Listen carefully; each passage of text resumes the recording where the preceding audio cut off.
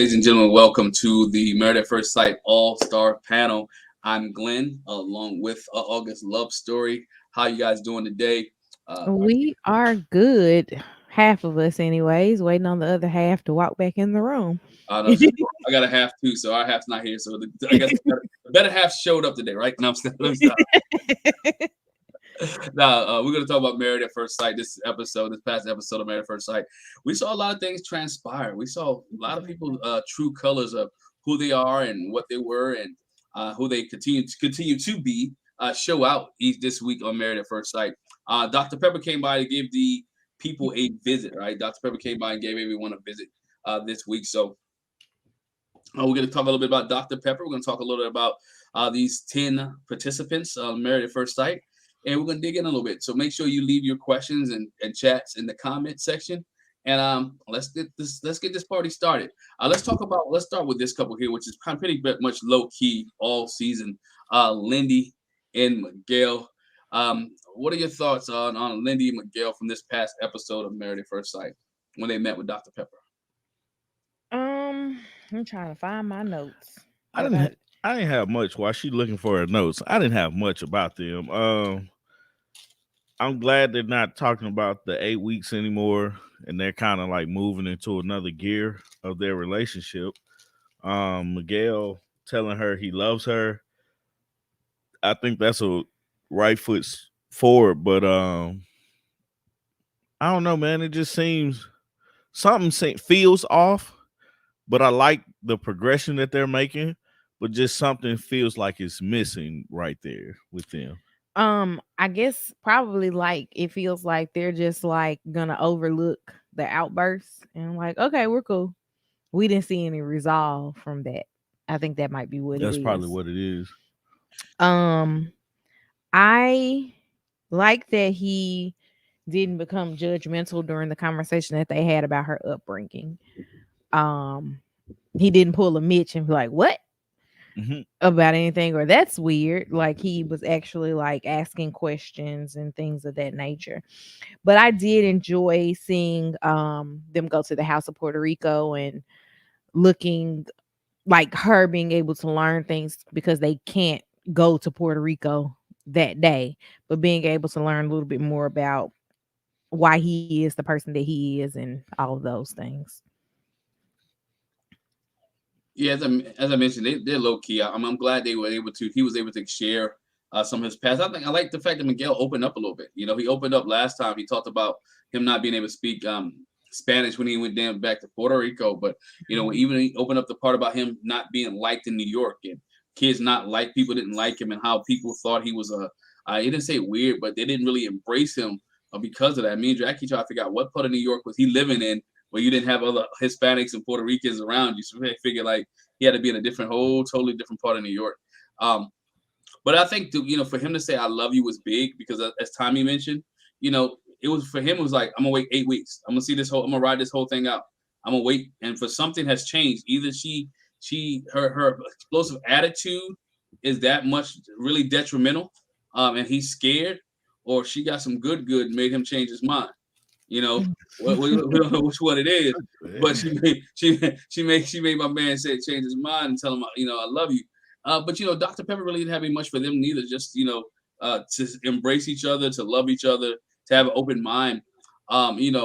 Even with her being sheltered, I like the fact that she's still she's still willing to open up about things that she wasn't able to do, and she's willing to try new things. Like dancing is something that she really wanted to do, right? She's never seen anybody ever dance before. She never seen her parents ever take a drink before.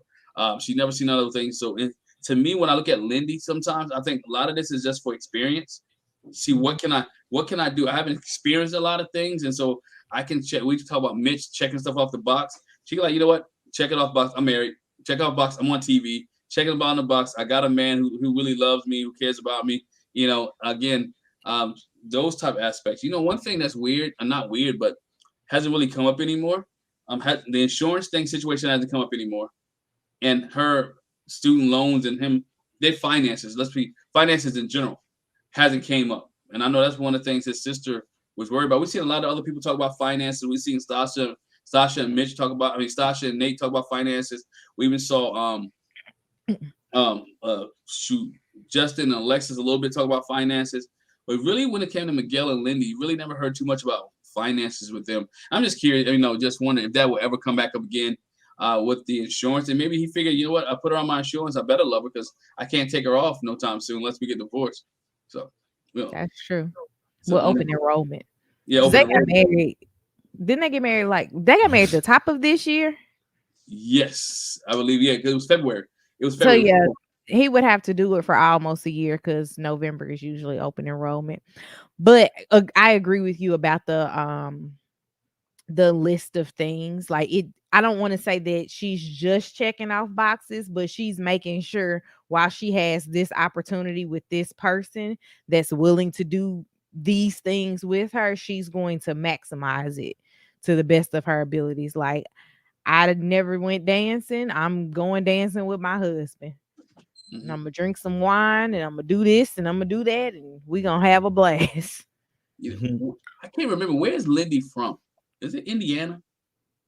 That sounds right. It sounds like that's where it should be, right? Right. She should be from Indiana. Right. And not Indianapolis. Right. Like small town Indiana. Yeah, like she's from the small town Indiana Midwest type thing. Because I was thinking he couldn't go back to Puerto Rico. I was like, man, why can't she bring them? Because really, we haven't seen any of their family members since the wedding. Right. And so I was like, my thing going into the season, I'm like, okay, where the brother at and where the sister? I wanted to see them at least meet up or they interact with each other's family. But I guess that's because they live far apart. But I think Lindy and Miguel, they're a smooth sailing couple right now. I mean, there's a couple that really is not rocking any boats except for the insurance situation. There's nothing really much about them. But it's like, and that's what I think bothers me the most. It's like, how is this union so perfect? How is it that you guys aren't having any issues after we were just yelling about right and like what did y'all come up with that? Because it's like that was huge, because I mean, like, that's a real issue in some relationships, and in this situation that would be a thing to talk about, a thing to actually bring up. And I think that's what, like you were saying, that's what is missing, that resolve there. But yeah, man, it's weird that they are like so good together, man. So do y'all think after that they were like, okay, let's not have any more on-camera arguments? Because there was couples like that. There've been couples like that where they've been easy going on TV. I mean, on while cameras are filming, but off camera, they're like, yo, they was at each other. And I feel like if that's what they're doing, that does not help the show, and it doesn't help them really, because for a period of time you have to literally act. Right. And so I hope that's not what they did. Well, I mean, I sit and I think about if we were to do a television show, I'm not finna sit here and cuss at you and yell and stuff. Yeah. Like on camera. Just like you have to figure out a way to control your emotions about everything. I ain't gonna cuss at you, but Well, I'm using that because she did cuss at him. I'm using that as an example because that's something we watched her do. Yeah. And he was basically like, hey, I don't like that. Let's figure this out. She stopped. Yeah.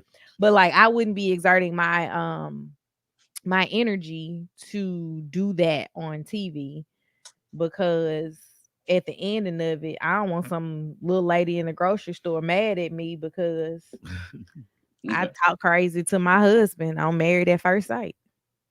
Like I use the F word. that's Lindy's favorite word, right? Yeah. That's her favorite word. F this, F that, F you, F this, F that.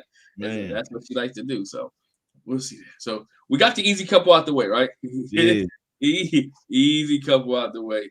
Let's go to Mitch and Kristen. You guys thought? I mean, we saw emotional Mitch, right? Mm-hmm. Mitch is crying and getting caught up, and getting emotional on the beach. Who would have thought? Who would have thought from day one that you would see emotional Mitch around about week 5, right? Nobody would have thought. So y'all thoughts on Mitch and Kristen? I hate to say it this way, but I'm tired of hearing her talk about losing herself because this has been the theme of like the last 3, maybe 4 episodes. I want her to just actively stop trying to appease him, and we don't have to bring it up every time we have a sit down Mm. conversation to talk about Mitch. Um, I did think that it was very nice of her to go with him to visit his dad's grave. I did finally watch After Party because when we did our review, we hadn't watched After Party. But he said he visited his aunt and some other family members' graves while they were out there. So it was like it was nice of her to be able to go with him for that experience because I don't know. A lot of people are weird about cemeteries, and a lot of people are also weird about visiting people that they've never met at a cemetery. Mhm. So I was happy to see that she like leaned into that and she was there for him, but also that he was able to be vulnerable and, talking to her about the earthquake story with his dad and sharing pictures of his dad. It was even cute to hear him call his mom mommy. Like I wasn't expecting 40-plus-year-old Mitch to be like, I went to mommy's house. Yeah. Like I didn't even hear that part. Yeah. your child was probably in the background Probably. jumping off of the top rope or something. Yeah. On top rope. But I thought that it was very interesting. I did have a hard time like staying focused on what Mitch was saying because it seems like once he started talking, it was just like a lot. And I was like, rewind it so I can figure out what he said. And then I stopped listening on the same word again. So I was like, maybe what he's saying is important and I'm just not connecting with it. What did you have for that? um I I'm kind of like with you when like I think I'm over Mitch being Mitch. Yeah, I appreciate him, opening up, but I feel like they were doing a thing that allows you to open up. That's like the whole point of the activity is to open up, Mhm. you know? Because you can't lie about your childhood. It happened, You can. You can, but it's like you're given a emotion, given a event, a special time in life that you're telling somebody about, you know? Mhm. Um, but yeah, like it's kind of like I'm tired of hearing about Mitch being Mitch. It sounds like mean, but it's the truth. And Mhm. so, but I'm more concerned about Kristen and how she proceeds in this whole marriage because she when they were sitting down talking to Dr. Pepper, she like literally asked him, do he wants to be married with someone else? Now you think about up until this point, she has not asked him that question, but she's been trying to fill that void. Basically, she's been trying to make sure that she can overcompensate for the answer of that question. Because if she asks that and he says, well, I still kind of feel this way, and the answer is not completely no, then it's like, what happens next, So it's like seeing that she's been overcompensating because of what he said in the beginning. It's like, well, dang, did we get truly what Kristen was like, who she truly is? Mhm. Because now it's just been a thing of I'm gonna put on for him, I'm gonna do for him, I'm gonna do this and that, do this and that, and we don't really get to know her truly. Right. We found out she played softball and ran track and volleyball, and that's really it from this episode. I ain't really have much for She them was either. striving for perfection. That's how she worded it. In what her Like marriage. in her letter, she was just like she did all these activities and she needed to slow down because she was always striving for perfection. Oh, yeah. So it's weird. Like for me, like where do you go from here, Christian, if you're stopping overcompensating for the marriage and trying to feel something for Mitch? Yeah, I think with her striving for perfection, I think that played a key part into their relationship because she wants everything to be perfect, right? She wants when her family look outside or people look at her, her marriage looks good from the outside. I think she said it in the previous episode where how can my parents not like the guy I'm married to? Right? How can my parents not appreciate who I'm married to? I think she talked about the pressure that she had on her. I think there's a lot of pressure now too to stay married to Mitch.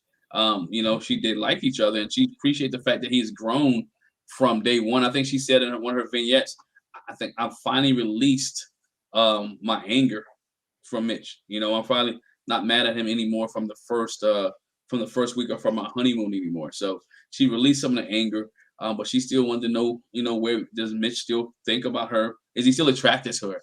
And me and my wife brought up the point: if he wasn't attracted to you anymore, why are you still giving him the goodies?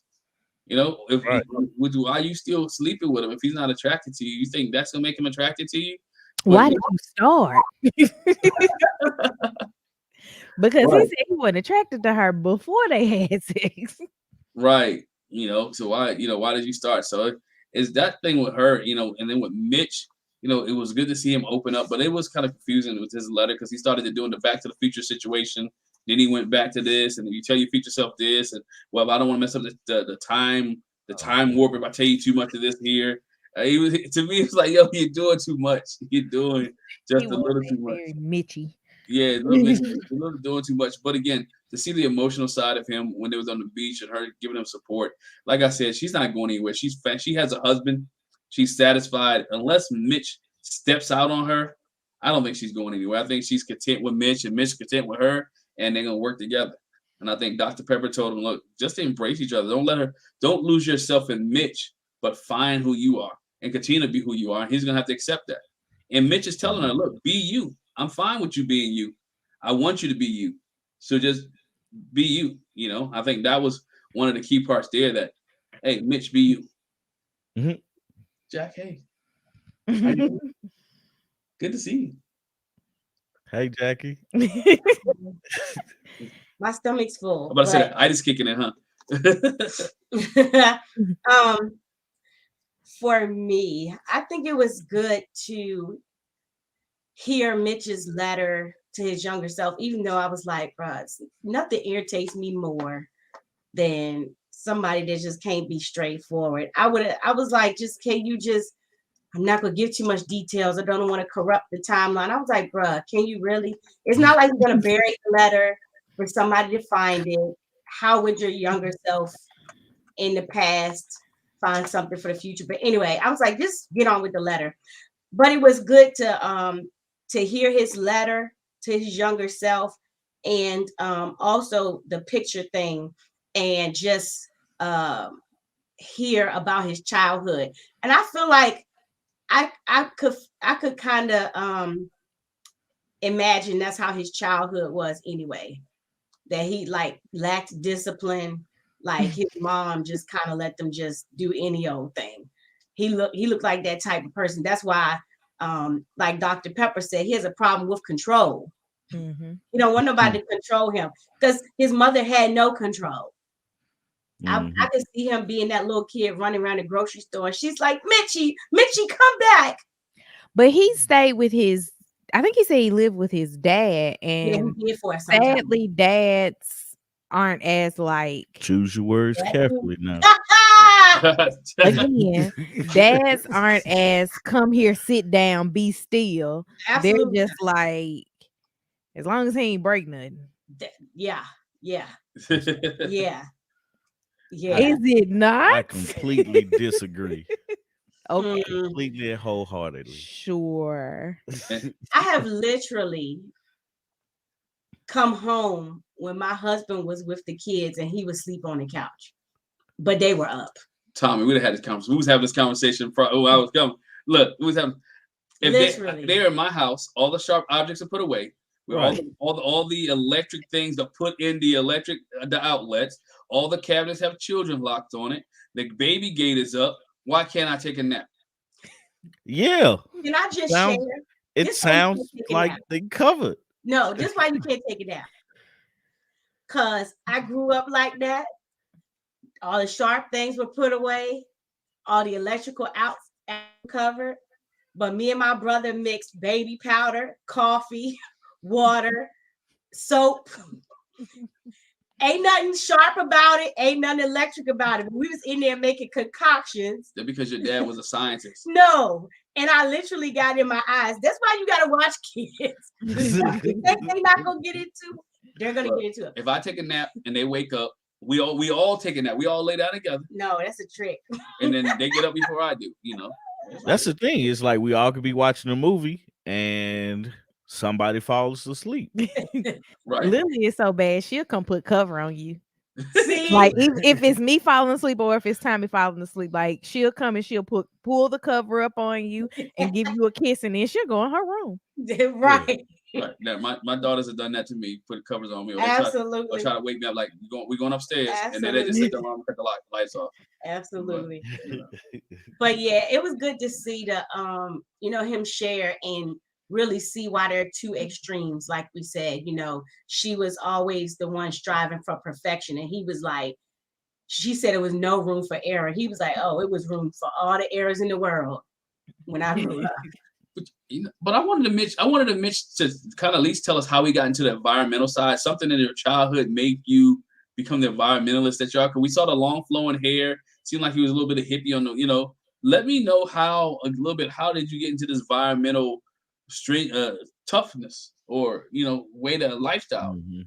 Because his dad was like, again, he loved his father, but again, dad allowed him to do whatever. And Mitch was like, I think he barely graduated high school. He wasn't in high school much. He was always skipping. How did you go from the I want to say bad kid in school, the thug in school, or the No thug. I'm gonna call it The what you call it? Uninterested kid in school, and now to be an environmentalist. I don't know. I guess you grew up a little bit, but semi grew up, but Mitch is growing on everybody. We see Mitch is just growing up. I mean, in front of our eyes, we see Mitch progress. Even when he talk on After Party, you can see a different Mitch a little bit. Mhm. He even had on closed toe shoes. That's what I'm about to say. He had on shoes. I had shoes on. I pointed at. He got mad at Keisha for talking about his toes last time. He didn't have shoes on last time. He had on sandals for like the first 2 times that he was on there. And Keisha always said, Mitch got his toes out. I think he gradually got there. Like one time he had like thong sandals on. Then he had like the dad sandals to be out there grilling, with the little open faces in them. Then he progressed to whole shoes. Somebody found him those in wardrobe. Somebody in wardrobe found him those. But that's Mitch and Kristen. Nothing major, nothing big. They loved each other a little bit. But let's go to Stasha and Nate. Stasha and Nate here. You want to start with Stasha and Nate since you came in? You don't want to start? You good letting food settle a little bit? All right, I hit Stasha and Nate. It was good for me. I think one of the biggest things was to see Nate's dad. I thought that was key. I really liked that. Enjoyed Nate. I guess it's Nate Senior. I don't know. Is that he and name after that? Joe. Joe.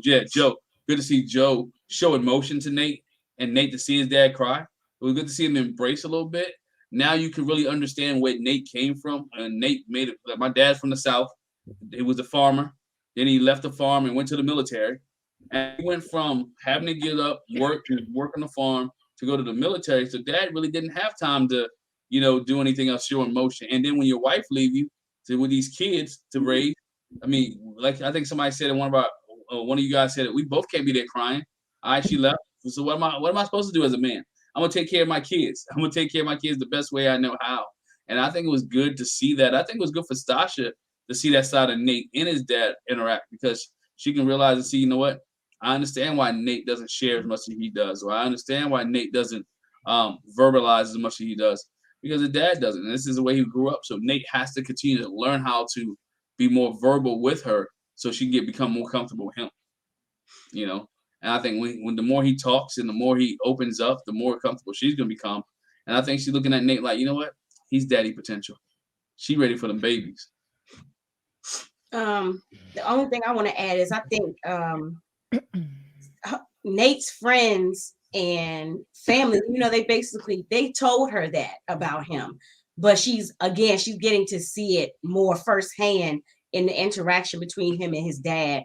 And it was touching how, when his dad was talking, he got, teary-eyed and choked up. And then Stasha said, well, when Nate was talking about you to my friends, that choked him up. And so I think his dad was like, oh, wow, wait, you cried too? Okay. That was a little bonding moment for the two of them. She kind of facilitated. But I like when they met with Dr. Pepper, she put it in perspective. And like I said, people have told Stasha this, but again, their interaction reinforced it. Dr. Pepper's like, first of all, the one thing that we said that we liked was Dr. Pepper reminded Stasha that you didn't marry yourself. Mm-hmm. You married Nate. Yeah. So don't expect yourself out of Nate. Don't do that. And so in other words, embrace the differences. And then she put in perspective too. Remember, he didn't have a household with a woman in it all the time, where he got to experience the softer side. He got the rough side from his down south military dad. No excuses, no holds bar, real strict dad. So what do you expect? Give him some time and he'll open up some more. So it was good to see them do that and open up some more. It was good to see Stasha to visit the family that she lived with. Am I the only one that knew the family she lived with was Caucasian? I figured that much. Did anybody else figure that much? I assumed it. I assumed didn't know. I just assuming it because I think about my Black mama. If one of my friends was like, my mama's moving away and I don't want to go, my mom would be like, well, sorry about that. That would be the end. Right. Sorry. And when she said volleyball, I'm like, yep, I know what that means.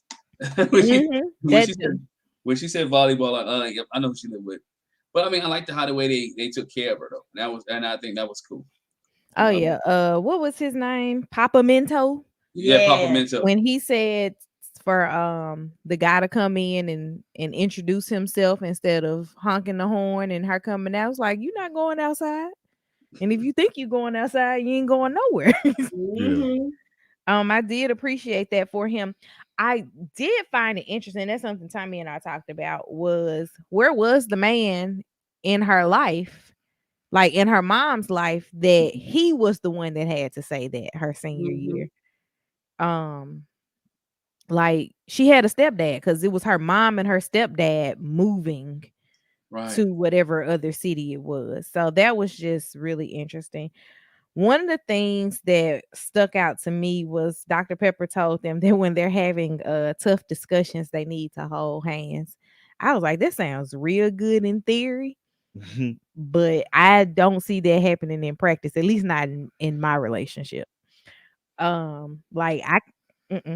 It worked for us. Somebody came and held my hand and told me something. I was like, what? You taking advice from Married at First Sight? And then we both laughed about it. But I think maybe it depends on what it is. That's what I was about to say. Now, I've heard that, like, when you having a heated discussion, touch each other, and I was like, Now, if you hold their hand to say, hey, let me talk to you about this. I got XYZ. That's one thing, at the beginning. But while we hot and mad, don't touch me. Don't even reach out for my hand. Like, are you trying to hit me? Like, I'm gonna go off the deep end. You ain't never hit me before, but I'm gonna still be like, are you trying to hit me? Don't touch me. Don't touch me right now. Don't touch me. You stay over there and let me have my moment, because I can't see it being a moment where I'm like, okay, that you want to reach out and hold my hand while we having an argument. But Pastor Cal says that in his book as well. I bought his book, the audio book, and I'm going to start it after the book that I am currently listening to. And hopefully he got something in it that is not anything he said on the show. I'm on chapter 6. It's good. It's 7 hours worth of audio. So. The book that I'm listening to is 6 hours, and I'm on about hour 2. It's my daily car ride. I don't have those. I'm so sad. Right.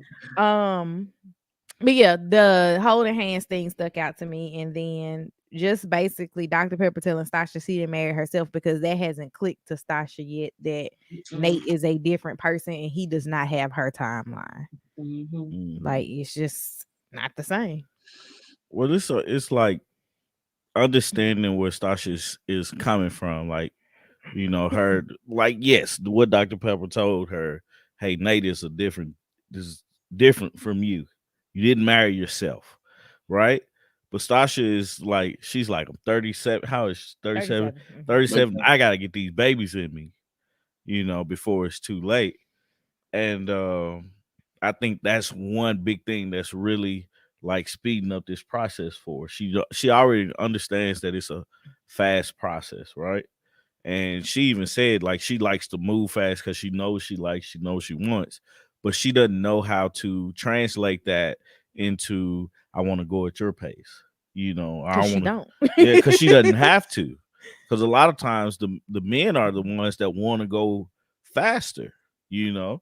But you know, in this situation, you see that it's flipped because he seems to like now it seems that he's like way more mature than we actually thought he was just because of how he wants to take his time. And then also we're understanding his slowness to everything. And I don't And I even don't want think to that he was necessarily say slow. slow, yeah. Yeah, I don't think his process was slow. I just think that he was like, why are we going so fast? Right. Like, you want to talk about a post up?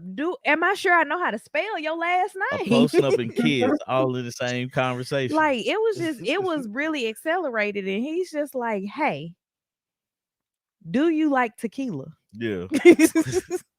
That was like, that's a real question that I want to know the Right. answer to. But no, like it's like seeing his dad and his dad kind of answering some of the questions, seeing his dad actually cry or get teary-eyed when he started talking about his kids, really was like, dog, he really loves his kids because the way Nate describes his dad was just so it's my way or the highway. It was so one direction with things, right? And he was like, he sounded like he was just a drill sergeant as a dad, but you kind of see the lighter side of him, and then him telling him, yeah, like I was taught men don't cry, so that's what I hope that I, you know, did for my my son. And it's like, but men do cry and it's okay, you know, but it's like, oh, okay, that kind of connect the dots for us as well as it does for Stasha. And you know, they seem to be good. Like you're seeing them actually go through the process the way that you would think that they should go through the process, I think. And she just got to get over she had to get over the hang up on him saying she he loves him. yeah, they love each other. Yeah, love. Yeah. LOVE. I mean, I think like, you know, and I think some people chimed in the chat. You know, and women sometimes, and I ain't say all women, I don't want to group everybody in the same situation. Some women want to hear the words "I love you," but the man is doing everything to show you that he loves you, right? He's doing everything. Everything is being done that I love you. Whether it's the car, to clean, you don't have to put no gas in your car. You ain't got to worry about no arguments or fight. He's making all this stuff, right? Everything that you want. He's been romantic. He's showing you that he loves you, which I think Nate has been doing. But she needed to hear those words, which makes you go back to again the men in Stasha's life really haven't told Stasha that they love her. Whether it was her dad, whether it was her mom's boyfriend, or whatever case where he was, whether it was the guys that she used to deal with, she's looking for love from a man, and she wants Nate to be that guy, and she wants to say, "Hey, Nate, you're doing all the things, but I need you to tell me that you love me. I need to know that you're not intimidated by me. I need to know that that we care about each other." And that's why I think it's so big for her, because everybody else in her life that she looked up to, or there was a male figure, never told her that really loved him, or showed her love and told her to love. She didn't have both. You know, King J asked why did they hook her up with somebody who's 40?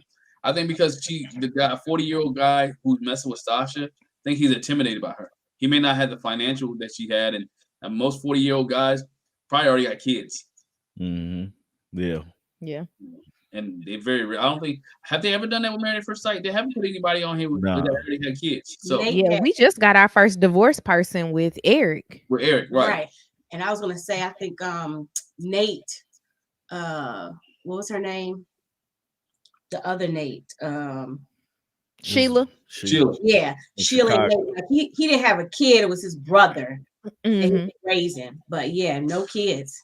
Yeah, and even then, she was just like, "He's staying with us." Right. Like he's staying with us. Like, hold on for a minute. So, oh, it's just one thing I wanted to add. Again, not really so much with Nate, but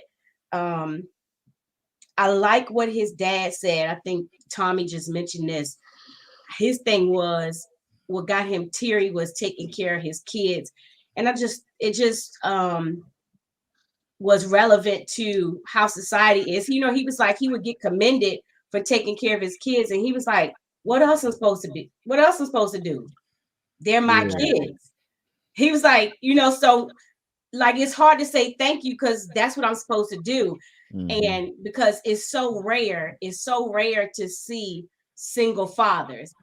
And you know, it's sad that the expectation is that, okay, like even we were joking about, you know, it could be a single father with kids, but he ain't gonna raise them like a mama would, you know. Let's make it clear: single black fathers who are taking care of their kids. Yes, yes.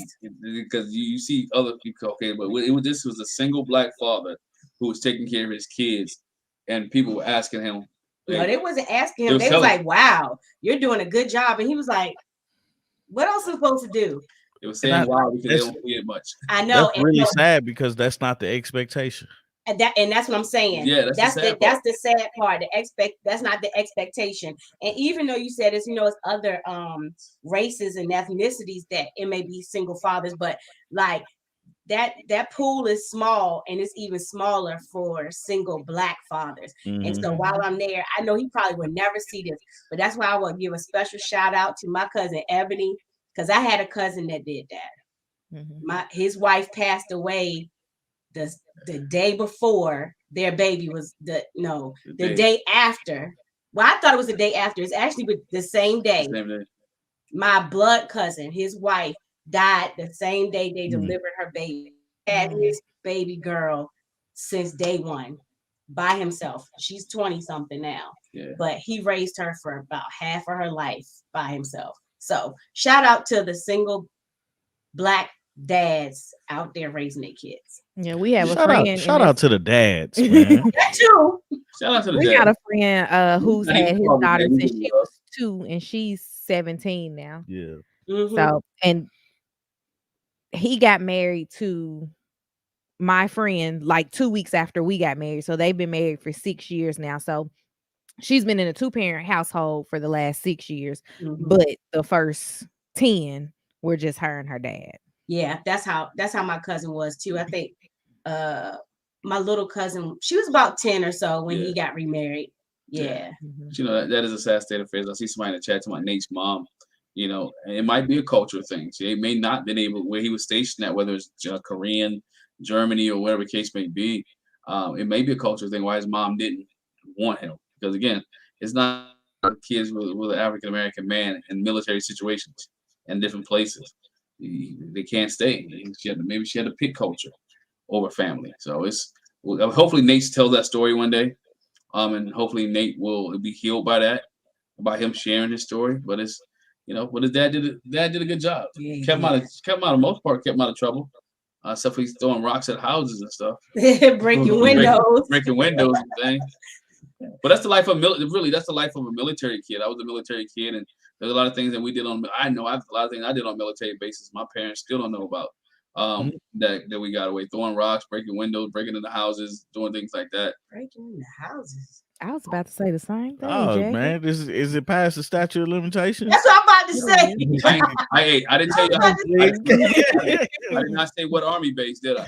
So I didn't say what state. They got the captain at this point. But when you that young on the military base, it wasn't people move. So when you live on military bases, there are vacant houses all the time. Yeah. So you go in there, you chill, whatever case may be. So That's different things we do on military bases. So The things you find out when you're doing a video on YouTube. Right, right. come at me, whatever. You gotta ask the right question. Right. Was nobody bothered by Stasha wiping her face on Yes. Nate's t-shirt? It was. Oh yeah. It was. I wasn't bought long. It wasn't her nose and she ain't blow it. It was her eyes. I was cool, but if she would have blew her nose, I was like, you know what, that's nasty. I thought she wiped her nose. Ooh, I don't know, but Yeah, it was yeah, makeup yeah, on his yeah, t-shirt. I was just bothered by the whole thing completely because I don't want my own makeup on my shirt. So I definitely don't want somebody else's makeup on my shirt because it's not gonna come out. Right. Yeah. Well, I don't know if it'll come out or not, but I was like, man, somebody like we can get you a tissue or stop crying. Knock on these people door. Like, God, leave. Walk to Dad's house and go get a tissue at the house. You know how you do? You just go Right. or fan your face or whatever case may be. But But no, they were don't all wipe out your makeup on my shirt, man. At all. They were all out there crying, but it's good to see them better than what they were last week. So or the previous week. So they're back together. I mean, they're doing well. That's another Yeah. couple. Think unless something the wheels fall off, I think as of right now, I think they'll make it. They'll make it. Mhm. Talking about wheels falling off. I didn't get time to go get it. But I am gonna wear a shirt on one of these videos that says Newton got attacked. It came back up. It came back up again. Why, when she met with Dr. Pepper, one of the first things she said, you know, Newton got attacked. Oh I'm like, yeah, Dr. Pepper didn't know about it, or supposedly didn't know about well, that. she knew, but she still didn't let. She couldn't let it. She couldn't let it go. She couldn't let it go. And poor Maya. Can we put some money on Maya books, please? I feel sorry for Maya because Maya, she's lost the only dad that she knows. Right. Because he got a wife. And that's not how you supposed to do your kids. But I don't know what you do in a situation like that if that happens. Alexis don't like him. You get your dog back. Man, Maya go to my uncle. Maya go live with my brother. Maya go live with a friend. But I'm gonna go with Maya. You know, she probably can't be in an apartment with us, but wherever I can send Maya, I'm gonna put Maya there. Because think about it, I'm sure the show is not paying for Maya's visit to doggy jail, right? So I'm kicking out money to doggy jail. I'm wasting money now. The people tell me, well, I don't think Maya can come back home. Like, hold on for a minute. This is not what I signed up for. Right. Could you? And I think I told Jackie this or somebody. Could you imagine if the roles were flipped and they had to send Newton away? Yeah, she would lose. She wouldn't do it. That'll be a done deal for their marriage. Mm-hmm. Mm-hmm. Well, I think it is a done deal for their marriage because that happened to Newton. But you know, that would be definitely. She wouldn't have tried. Like we wouldn't have got this far. I'm laughing at Kathy saying it's Newin. Yeah. He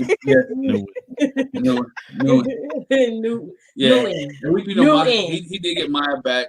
You know, we do heard in the rumor mill and on Reddit that he got Maya back, and you know that they saw him walking with Maya, so he did end up getting his dog back. We don't know when, and we don't know if her and Maya him still around. But if you guys thoughts on Alexis and Justice from this past Justin. So I keep saying Justice because that's Ready to Love, but Justin from this past episode. Okay. Alexis doesn't like the fact that this man flies kites. I'm gonna start there. Wasn't that terrible? Oh my god. She was like, my husband flies kites. Look, I'm like, I get what you're saying, but you know, that's his piece. But why was that so bothersome? I mean, like what she like basically what I inferred from what she was saying there was that he's so sensitive, and flying a kite is a very sensitive thing to do. You know, it's so gentle. I don't want to say sensitive. Is it? It's a very gentle thing to do. You know, it's almost like he's like if his thing was sewing, she would have a problem with him sewing because it's looked upon as being a female activity. And that's crazy because I don't think of that at all. Right. Like, because man, my mama gave me, like, my mama sews, and she, you know, had an extra sewing machine. She showed me how to use it. I used to sew all type of stuff on my jeans and My stuff. grandfather made my mom's clothes for school. Yeah. That's what I'm about to say. He It's learned how to obviously sew in the tailors. military, and he used to make their clothes. Yeah, that's what I'm saying. Tailors is that's like a man's profession. Right. I mean, I fly kites. I felt offended. I mean, I don't go out every weekend, but I've flown kites And with. he hadn't flown a kite in what, like 15 years, Yeah. he said. Right. So But that's it. Like, and it's just that thing that bothered her, and it's the dog being bitten. That's her out. He flies kite. He cries all the time. He was ready to give up. He wouldn't give her time to like not have an answer, because that's what we started on with them discussing the fact that she didn't have anything to say, and he thinking something is wrong. Like, he's been making a lot of mistakes as far as like being a rookie in the situation. If she say she don't got nothing to say, you say what you got to say and move on. You know what I'm saying? And leave it at that, because if she like, what I don't think he's allowing to happen is he's not taking her word and he's trying to infer everything that, like, every emotion that goes on or everything she does. He's trying to, what's the word? Like, look deeper into it, you know what I'm saying? And not just taking it for face value. Now, sometimes you may have to look deeper. If somebody be like, what's wrong with you? Nothing's wrong with me. And you can obviously tell something's wrong. Okay, you have to approach that a different way. I think that's what happened at the dinner table. I think that's what happened at the dinner table, but I just don't think he thought it through as far as like trying to force her to do it. Like, force her to talk. Like, she said she don't got nothing to say. You got to take that as a face value, because now we're in front of everybody and you're looking stupid. And that's just so hard to take, that Alexis doesn't have anything to say. I get it. It's so hard, but it's like, I just have to take this one just because it's what she said. But it, like a lot of things, his sensitivity is what's going to cause her not to want to be with him. And he talked about why, I was thinking like he talked about why he's so sensitive, but it's not that why he's so sensitive, but it's why he like wants everything to be perfect and wants everything to be right, because that's the way he had to do with his brother, you know, while growing up. But I think the kite flying thing, like, it really bothered her. And she was a hooper. I think that's what it was. She was a hooper and he flew kites. But that's his peace. That's like somebody going fishing. It's peaceful.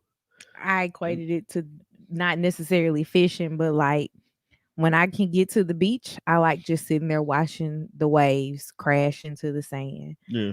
It's literally just sitting outside and being one with nature.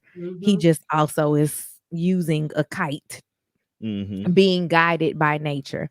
I don't know why that was such a thing for her that she had something to say about it. I was hoping that something would work out between them, but Alexis just doesn't like him. And I hate to say it, but I'm wondering if it's even, like I said this to Tommy, and I might get villainized for it, but Alexis has been running from relationships. Does she even really like men? I've seen people say that too. I've seen people in different chats I've been in said that she maybe went and told Morgan the situation because she wants to be with Morgan. I've seen people say. I wouldn't take Morgan as her type, but again, I don't know what her type is, because she might be real like Ray Sherman. I ain't got no she type. might not have a type, but we do know that Justin's not her type, as well as the other 3 proposals that she had, whatever they look like. The only thing that we know specifically about them is that it was 3 guys. So it's something there that you haven't said yes to anyone, but all of them felt like close enough to you that they would actually propose to you. And then you go on a TV show to find love, allegedly, and then you get here with this person and you nitpick them for pretty much their entire existence. He can't cry. He can't have his dog. He can't fly a kite. His apartment's too small. He can't live in an apartment that has planes flying over. But we have like, to admit, what? man, this man cries every episode. He does, but that's just that's him. It just me. I told my wife I think he let her win basketball because he didn't want her to feel him. You gotta win that one off of like GP. But GP. You think about can't it. I beat. mean, he's 6'9". I think he could really block every shot she put up if he really wanted to. I Right? would have. Right. So I think She he would was have to being work for that. Right. right. I think he was being a husband situation, being a husband thing. Well, you know, let But my I wife. also think she probably charged the heck out of that Oh Joker. no, she balled. I ain't gonna say it in lies. You gotta realize who she is. She's competitive, right? So when she put on that ball and that short and her shorts in her and put that ball on that court, she meant I'm gonna beat this dude. And he looked at he made a business decision. Do I want to beat her or do I want to go home peacefully tonight? Because you know he beat her, he was out there, they would play. All right, let's play again. All right, let's play They again. would still be on the court right now. I wonder if he was actually like a person that could play ball, or if he was just A a tall placeholder. guy. That's why I said I think he was a placeholder. He did go to school for playing ball. I think someone said not in the Really? chat, but also said that he did go to school to play ball. I mean, he might have been 6'9" and just put him on the team, but I think he actually. Remember, we saw him early. Him and Ben earlier playing ball.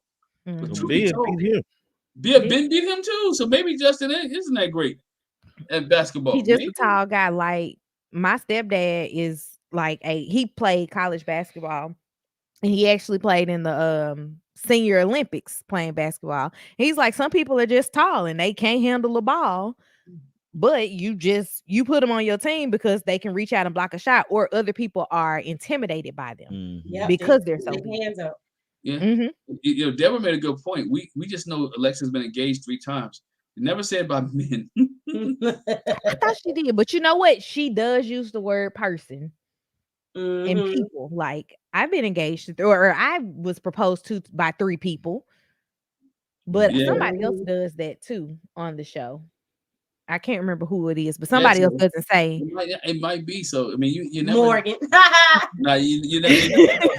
You never know. That's why she runs all the time. But she has some softness in her. So I'm gonna put it out. She has softness, and we've seen some of the softness from her. I think, and you can see when she bounces between the hardness and the softness with Justin. She tries to. I think she's kind of somewhat of a people pleaser as well. She doesn't want to hurt his feelings, but at the same time, I need you to change your behavior. And I think she bounces because even when they argue at the table, she's like, okay, that's it. We're done. Let's call truce. She had enough in her to be like, you know what? We're not going to keep going on. Let's call truce and let's move forward. I feel like maybe some of her softness, though, is a ploy. Yeah, I do too. I get that. Yep, I think it's a ploy. She plays to be soft to play the game. Yep. You know. Yeah, because that's when she throws out baby and rubs his arm and all that stuff. It still hurts, even though you apologize, it still hurts. But then I'm gonna go in the bathroom and talk cash trash. Right. Cash money. Cash money, dog. She ripped him a new one. I mean, and I wish they did her like they did Lindsay. Yeah. From the last scene, hear what she said while she was in the bathroom with Stasha. Maybe they learned from Lindsay. Cut the mic in the bathroom. Cut the mic. But she's aware of of what situation that she's in, and she has a lot of control over her her anger and you know, like she knows she's on TV. She knows she's been recorded, and she does not forget that. You know, because it's certain situations where you're looking at it like I would go off there. Or when they were in the middle of an argument and she basically told them, let's table this. I was like, that was perfect. And like you did it at the right moment and you know and stuff like that. So she's like acutely aware, largely aware, not acutely, but largely aware of where she is and how she looks on TV. That's why she's trying so hard, because I don't believe she likes him. Right. I believe that she's like, he's too soft. He cries too much. He makes too big of a deal of little things. And she's just really trying in this situation. So yeah, because I still can't get over the fact that she swiped left. And then now because they matched you together, all of a sudden everything is real good and everything is great. You know, I still can't remember. You know, you swiped. You didn't like this dude for a reason. You said no when he was in your DMs and he was begging you to go out. You said no for a reason. Now, just because you're on a show, you want to, be together. Nah, something fishy here. And she does it. He didn't. I mean, he could even say, "Oh, you scrapbooking? Who does scrapbooking? Like, why are you scrapbooking?" He didn't. I mean, he never talks about her scrapbooking, but everything he does is kind of like, "Oh, you do that?" But I think, what I just thought about, I said maybe the kite thing was like lame to her because, Charlie Brown used to fly a kite. And like he was a goof and it always got stuck in the tree. And so when he started flying it, all she could think was Charlie Brown, old blockhead. He played Charlie Brown played football too, but again, and he always got knocked down by Lucy. But maybe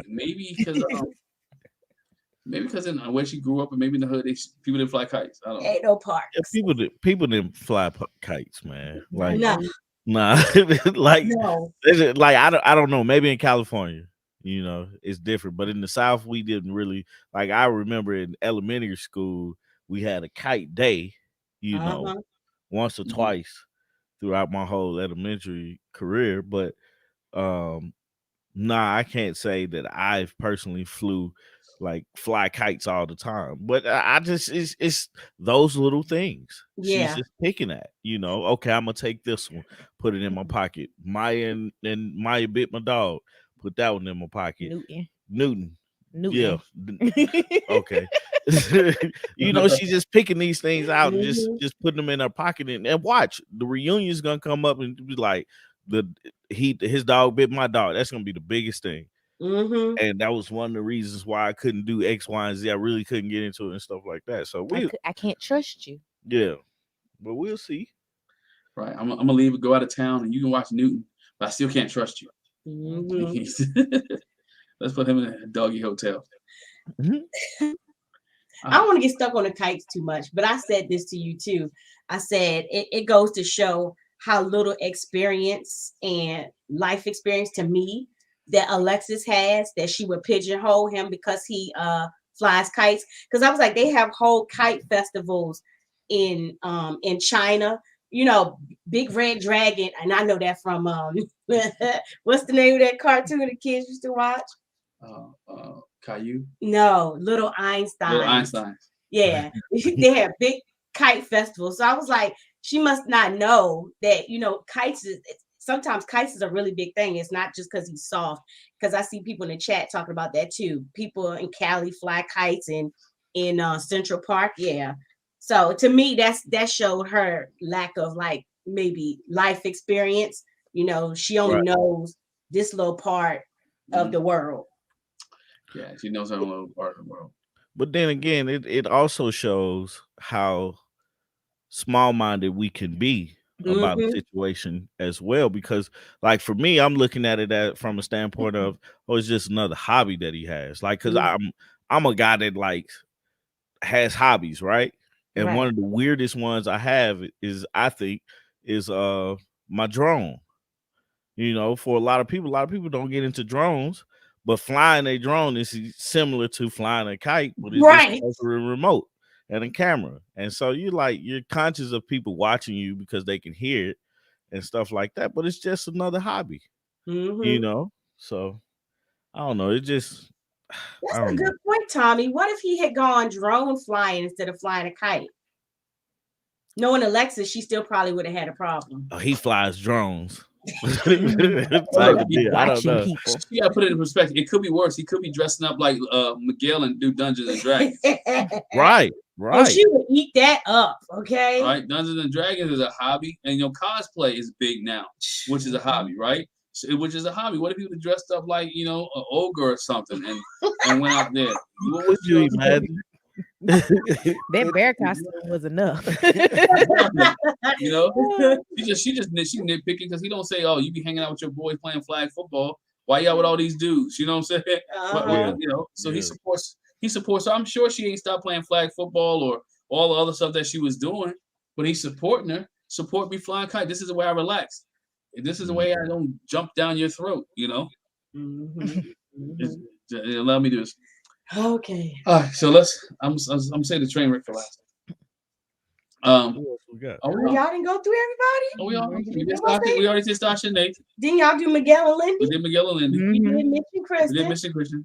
We did Alexis and Justin. Oh, now we and are. now it's time for the train wreck. We're gonna let y'all go because Jackie's still warm about this thing. Ooh. And if I let her go first, she hot. So I'm gonna let you guys go. Your thoughts of Binh and Morgan, and Binh and Morgan.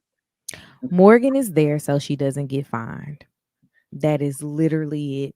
She walked in that door. She sat down with her sour face, listened to his letter, and then was like, I ain't read you nothing. Bye. Okay. That's what she did. Okay. That's the black girl iteration of it. All right, I got you.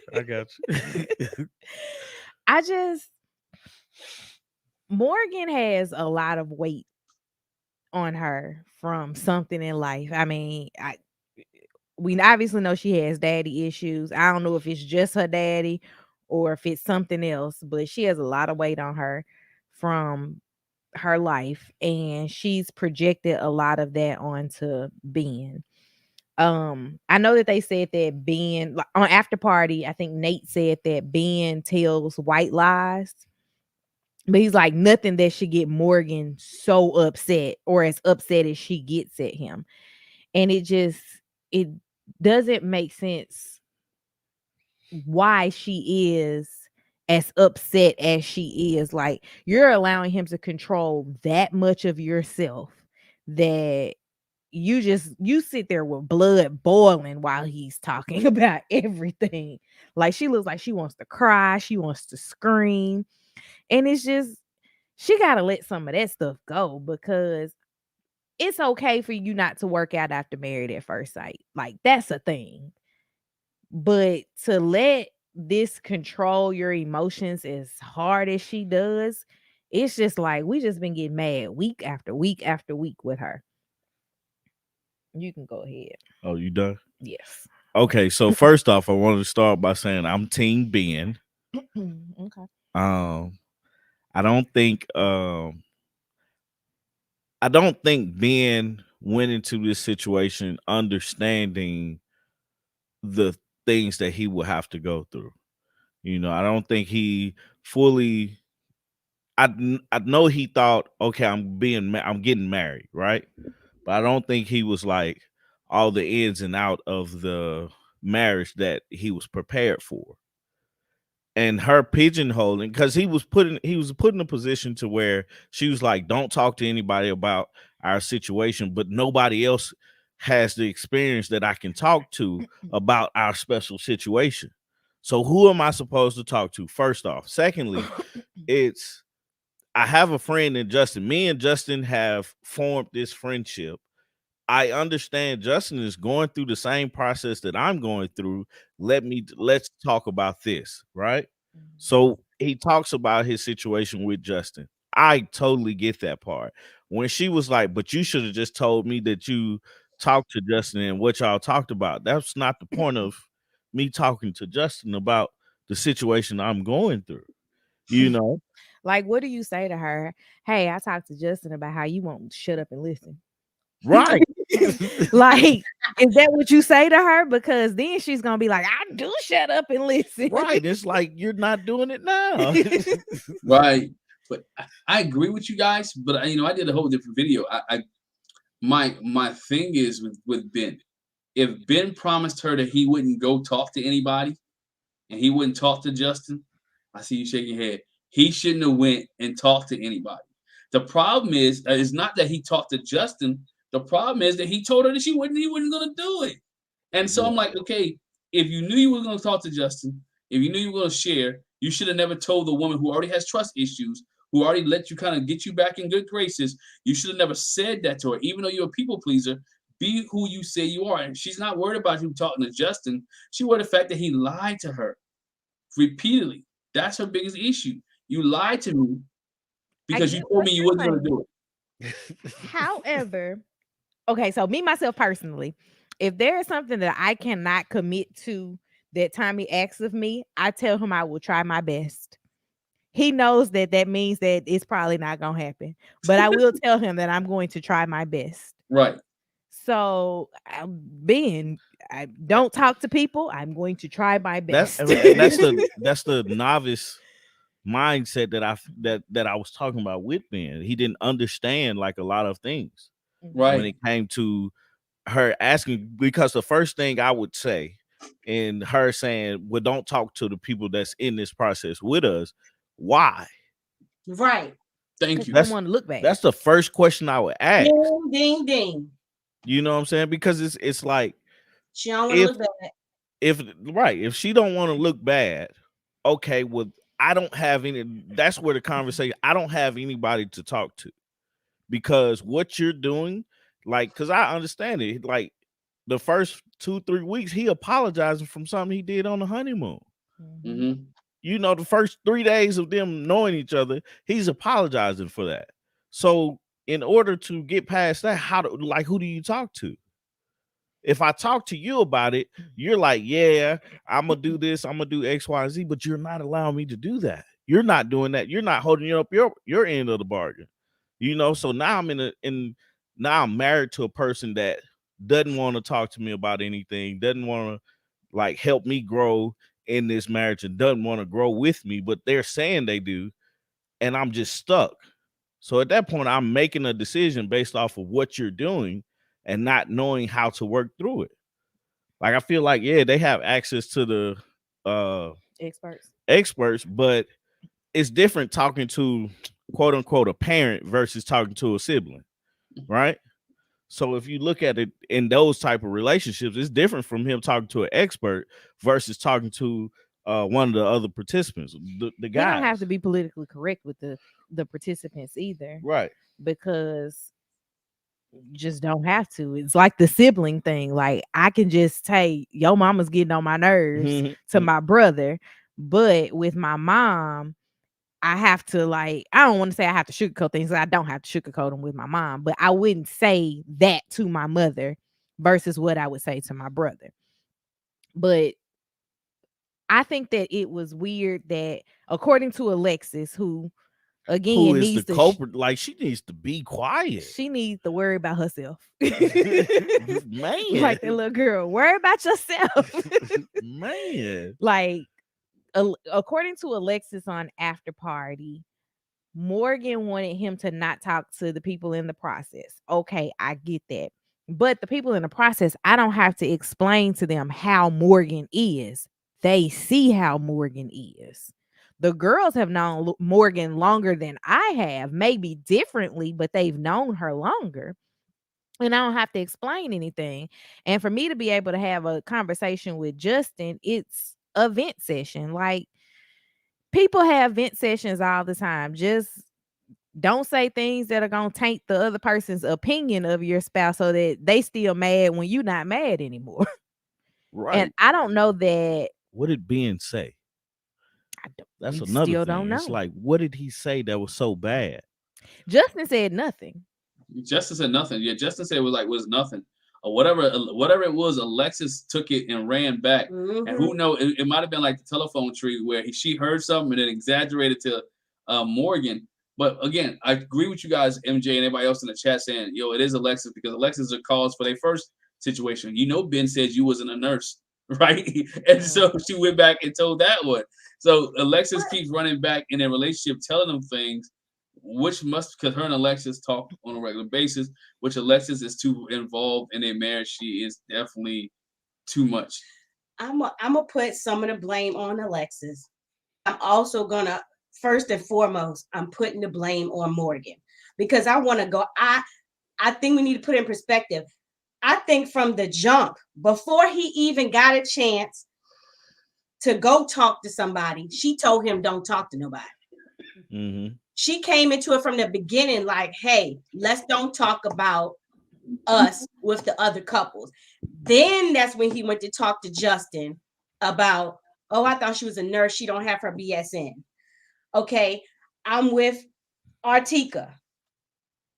For you to get so mad at this man who, again, put it in perspective, you got so mad at him not keeping his promise about talking to Justin, but he said, I talked to Justin because I can't talk to your mean tail. Yep. I know I said I wasn't going to talk to him, but when I tried to talk to you, you shut me down. He literally said that. So he said, I went to talk to Justin because it was easier to talk to him because you don't let me get a word in. It was dumb for her to say. All you had to do was say I had a bad day. So I went and talked to Justin and I said, and give him a play-by-play, give her a play-by-play in the conversation. Who does that? I'm grown. I'm not giving you no rundown of everything I told Justin because in the end, again, like Artika said, you're trying to control the narrative. Look at what she did in the apartment with the girls. Breathe. She made it. She made it. Breathe. I told y'all when she get rolled on this, she was hot. I was livid. Breathe. And told them, I mean, all the girls was like, oh my God. Why would he do that? Why would he do that? And then the other part we laughed about, you gonna talk about Binh not talking to people, but you literally sat in the apartment and talked about y'all's relationship with the girls. And I know that's not the first time. Right. It's not. You know, it's not. So you hold on. You mad at him. Hold tight, man. Hold tight. You mad at him for doing for real because then this is the thing again. She boosted them up. Oh, he probably down there talking to the guys right now, and they was like, "Let's go see." And you see how the tune changed when they got in that room, and Nate started getting on her, and Miguel started talking through the situation, and Justin said we had to say all of them was like, especially when Nate was like, I hear what you're saying, Morgan, but I'm looking at Nate, and Nate is calm, cool, and collected. Every time I see you, you mad, sis. I'm sorry, yeah. Nate said every time I see Binh, he's cool, calm, and collected, but you hostile. You came in here mad, you came in here on 10, you always upset.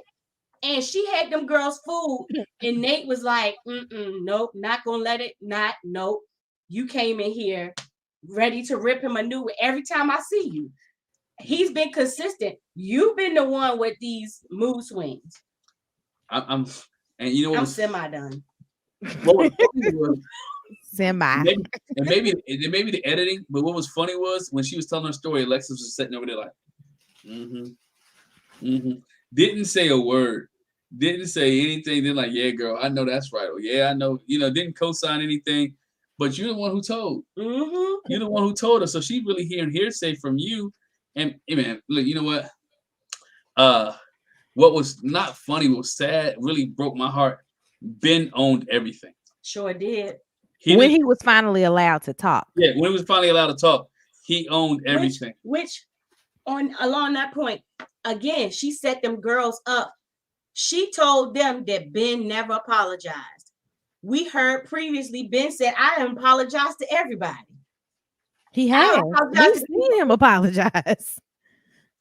But she lied and told them he never apologized. Okay.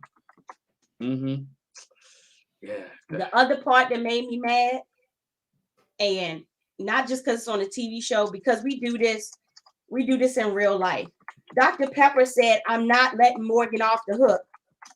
And then she literally let her off the hook. Now, granted, editing and the way producers, I get that. But I don't believe that Dr. Pepper would have read her the riot act and they would not include that. So right. I tend to believe Dr. Pepper didn't read her the riot act, and she should have. She should have. Like y'all said, she came in there with her cup in her hand. Hey, why don't you go first and read your letter? Knowing she probably didn't have, that was just a folded piece of paper. And knowing she was not going to share. She didn't write anything. No. You are absolutely right. And she came in with that rehearsed. She just had to sit there long enough for him to get his out so she could say, I showed up for call time. Yeah, I don't think she ever was going to read anything. No. I really don't think she was ever going to. She set that dude up. He keep pouring. He talking about getting stabbed in the heart or getting stabbed in the back. She keeps setting him up and stabbing that dude. And he keeps trying. He keeps trying.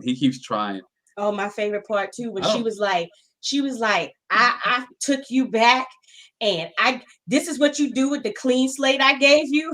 I was like, what? But We all know how she is. She sounds crazy. Y'all know how she is. Look how she talked to that dude when he was at Alexis and Justin's house. Get up now. Leave the apartment. Get off their phone. You're doing it now. Duh. She making that dude. She was right. She said, "I'm gonna make you suffer," and that's what she's had doing. too much weight on her, and like she's never going to be able to be in a relationship, let alone a healthy relationship. Nope. With all of that, because that's a lot of baggage that she's carrying that she just won't let go about anything. Yo, this man lost 7 pounds and got into therapy in a matter of a couple of days. But you know, he couldn't sleep. He said he couldn't sleep. That sounds like a song. She done stressed that joker out, stressed him out. And again, I'll go to what Nate says. Again, we haven't seen these extremes in these personality extremes from Binh that we have seen from you. And the fact, I mean, he comes in there and he just looks pitiful. He looks like the equivalent of Paige. Paige used to look pitiful. Binh looked pitiful. He said he was sitting on the couch like this. Yeah, I did it. I'm sorry. I was overly judgmental. I was insensitive. Whatever you say. But can you imagine? Tell me, can y'all imagine a conversation when he goes back and tell his mom that I'm not married anymore? Man, and you ain't getting those babies.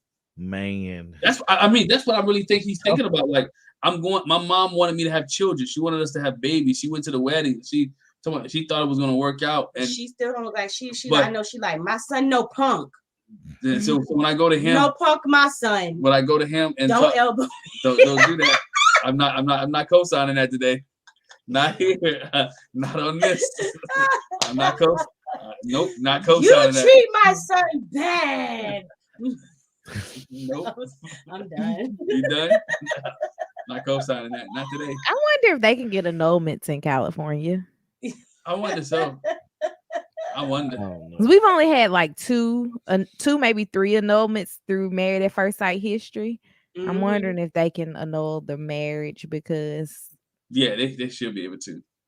Nothing happened that felt marital. No, not even being friendly. Oh, we didn't even say that. I'm sorry. What? We didn't touch on that real quick. When you talk about married, we didn't touch on the fact that Nate and Stasha consummated. Just let me put that out. Yeah, they did. We forgot about that, but anyway. But we said that time. I think me and you talked about it. There's no way in the world that he had dessert and they ain't finished that off. Yeah, like that shower scene ain't nowhere in the world. Well,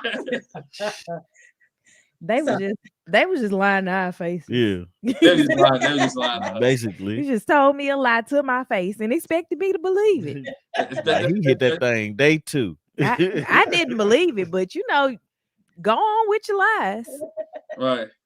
Yeah, we knew they did it. I just thought I would say that real quick. Yeah, but yeah, for Binh and Morgan, ain't nothing going on but the rent. Ain't hardly going on. That ain't. Man, it's crazy to see how far Binh fell from getting some. Right. And in the time frame that he did, because he was real close on wedding night. Right. But at that point, he just walked further and further away. How you gonna lick and not dip? That is. That's a spoken word. That's a speaking word. That's a word. That is a word. That is a word for the day. Well, that's my time, guys. Right. But now he was ready. He was ready to smash, and she was ready to give it to him. Yeah. Alexis messed that man's goodie up, man. No, but again, he messed it up. Morgan messed it up. Like we said, her deep-seated issues. Like me and you had that conversation. We were walking. Like, I understand people that have trust issues and people that have an issue with people lying. But God dog, when it throw you off that much that the man said, come on, I use example. Your kids know it's wrong to do something. They gonna lie to you about doing it because they don't want the punishment. Come on, think about it. Why would I tell you I talked to Justin when you told me not to? Because I don't want that fallout. I'd rather just lie and let the chips fall where they may. But I tell you why I blame when Binh. you that mad about him not lying about going to the store and not coming back, not him lying about I took this money and I said I was going to buy this and I bought that. He lied about talking to somebody in the process. But you know what? I took it this way. Binh should have known when.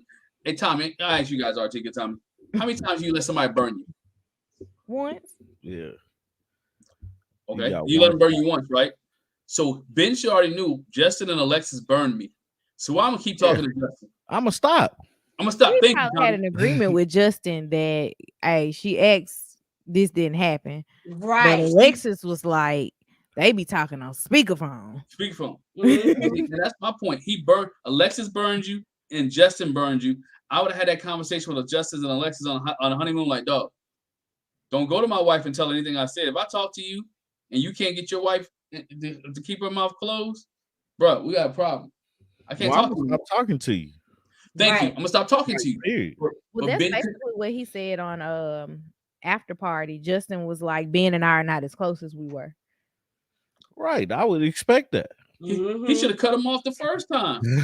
Right. I would have, like, because the thing is, you have, like, I tell me and my friend Jay, I talk to Jay a lot, and like he'll tell me things and I'll be like, well, we have this joke. Artika knows this too, you know, because I'm gonna talk to her about it. But it's not gonna go past me and Artika. But I assume the same thing. Like with you and him, I would assume the same thing with him and Jack. Right. So it's like, man, like, because those are things you talk about. It's just pillow talk is what they call it, and just around the house talk, just conversation that you're having. And sometimes you be like, man, thank God we ain't going through that, you know, type of deal. But it's like it's a conversation between us. So Justin really should be like Alexis. He should have put her in check the first time, right? You know. Because it's like that's between you and I. I get that y'all are friends, but you know, you see, I'm trying to help him out. You know, figure out a way to help her without telling her what you know. Right. If y'all are so close in friendship. And no wonder he cried all the time because he was mad because he messed up that marriage because he kept talking. Right. I just looked up the reasons to annul a marriage in California, and they would have to prove either they were forced into the marriage or they were tricked into the marriage. Well, the other one would be they didn't have the mental capacity to marry. Well, she might be able to get away with that one. She might be able to get away with that one. That sounds like the same regulations that they had in Maryland when Taylor. No, it was Taylor and Brandon. He tried to annul too, and it was some of those same things, you know, for why they could like he was Mika and Michael, wasn't that his name? Yeah. They were able to get an annulment. Yeah, they were. Because he lied on TV. They were like, he's not mentally able. Yeah. But you know, I agree with Kay. Well, I was gonna say that real quick. Benedict, go ahead.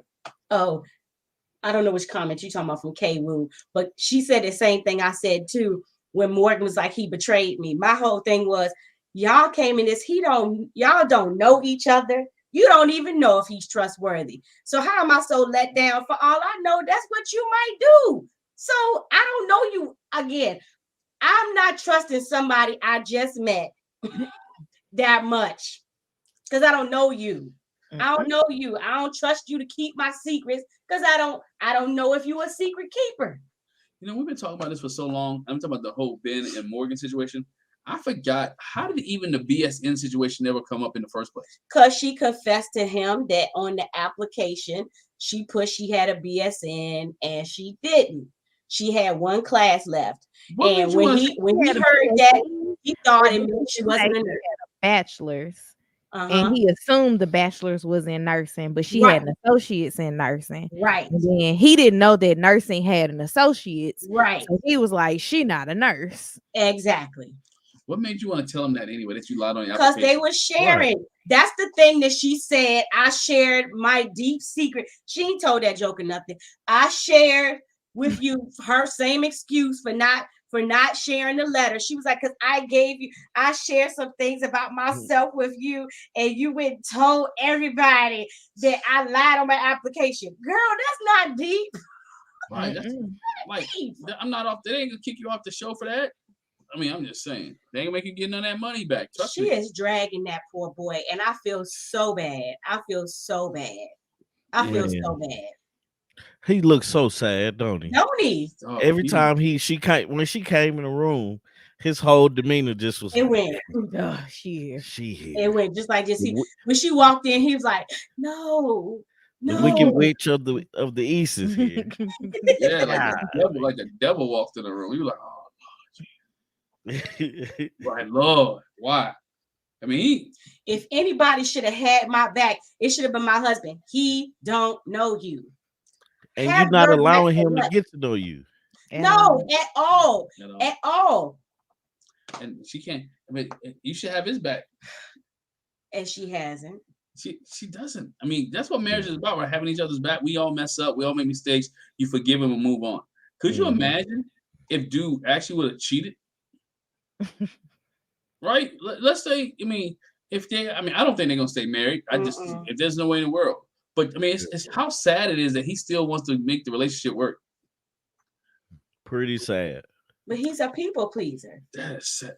I'm wondering if he really wants to make the relationship work, though, or if he has an Alexis switch that's like, this is what I'm supposed to do for TV. Mm-hmm. I think that's what it is. It might be. Yeah. I think it's not even making a marriage work. It's like, let me get through these 8 weeks. Mm-hmm. That's where he is. It's going to be very difficult for me to have to film scenes with you if you're as angry as you are. Mm-hmm. So let's find a place where you're not angry. Because he asked her, I can't remember what scene it was, but he asked her, like, are we even trying to work towards like staying together, or what are we doing? And she was like, I can't answer that question right now. Why wasn't that addressed with Dr. Pepper? Right.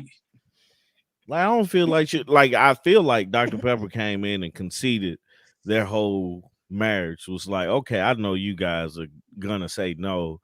Just write the letters and move on in their way. That's what she said. In so many words. But it's like, address those issues that they're working on. Like Pastor Kyle would be like, well, I don't want to just put you out, but This is why I feel like they need to start.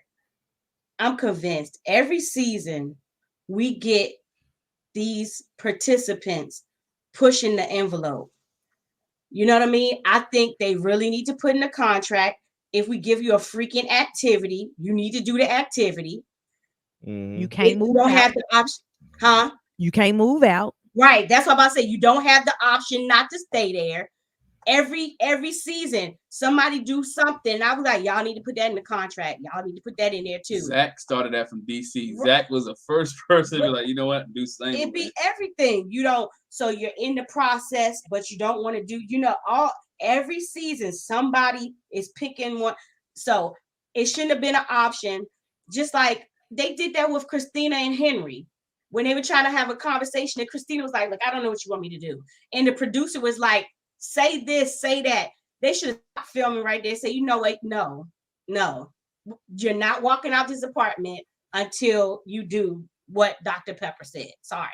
Mm-hmm. Do you guys think the issue matches the consequence? Nope. Me being in Morgan, like in a marriage, right? Mm-mm. Like, does that match what she's given to him? No. Nah, that can't. Could you imagine? Think about this. And I'm gonna ask you a question. No, but can you imagine when they had kids? One of her kids lied, and they're gonna lie. Are they? And they're gonna lie. Yeah. They're gonna lie.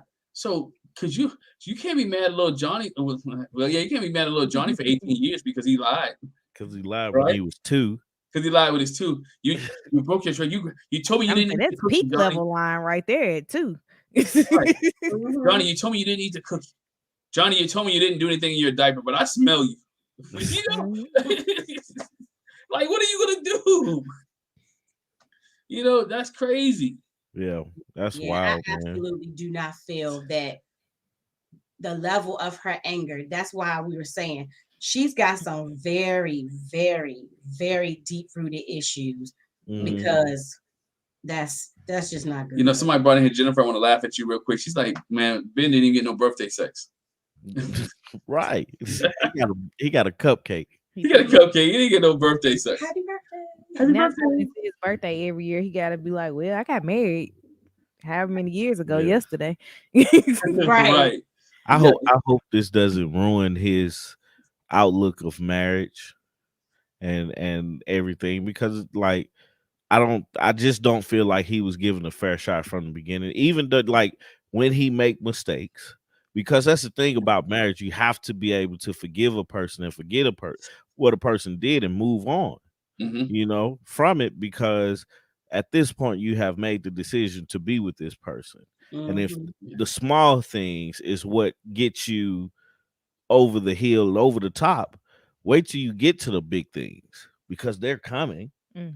You know, so it's like I just hope, and I hope the same for her. I hope she gets the help that she needs, but then also I hope it does not ruin what she looks upon as marriage, you know. But she's gonna also have to take the advice of her friend, who basically told her she needs to let stuff go. Yeah. Like, he's the one that she claims knows her the best, and he's like, you need to let stuff go. You really do need to let stuff go.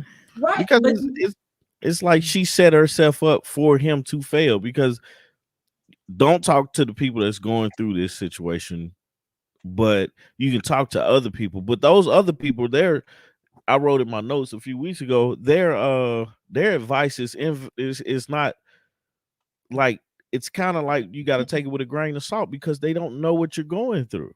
Yeah, we people who, you know, married in the traditional sense of I knew you and then I got married, automatically are going to be like, I wouldn't deal with this, or you got to let this go. And that's not something that happens in that type of environment. So it's just kind of like, you got to figure all of that out. And what better way to figure it out than talking to somebody that's done this before? Yeah. So what I was going to say is, I'm glad you brought up her friend. Yeah, the guy friend she had. He gave her the good advice. Look at the extreme. The other friend that she talked to, the female one, she was just like, oh, I know you wanted to be married. I feel so bad. Her male friend saw right through that. Like, you need to let it go. You need to let your walls down. You got to do something different this time. And I think about it like, you know, pastor always says that, you know, when you want to be in your mess, you don't talk to somebody that's going to talk good sense to you. And when they do talk to you, you be like, okay, I hear what you're saying. Ben should have got drunk and told her that he loved her, just like her other friend did, and it would have been okay. I fight this whole party for you. He should have got drunk, said, I'll fight everybody for you. And she'd have been all right. she'd have been good. Somebody said that? He'll fight everybody for me. Yeah. That sounds like drunk college Artika. That sounds like drunk Tommy. I'd be like, you know what? I love you. And if she say something else to you, I'm a fighter. Right. That's what she said. Her friend said. But, you know, like I said, I think their marriage is done. I don't think there's any coming back from this. No. I think, and it is, man. Ben ain't, bro. Ben would be foolish to be wanting to be with her. I'm about to say the same thing. He'd be a sucker. I wish he had the nerve enough to be like Chris and say, "This is my decision day." Yeah. Or even Morgan with her mean self. I would have even allowed Morgan to say it. This is my decision day. I ain't fooling with him. So we could just be over it. No, because Morgan wants them checks. Artika already said it. I know. Morgan ain't going nowhere. Them paychecks are coming in. She got that student loan. No, she talks about sleep at my house. I can get paid a per diem.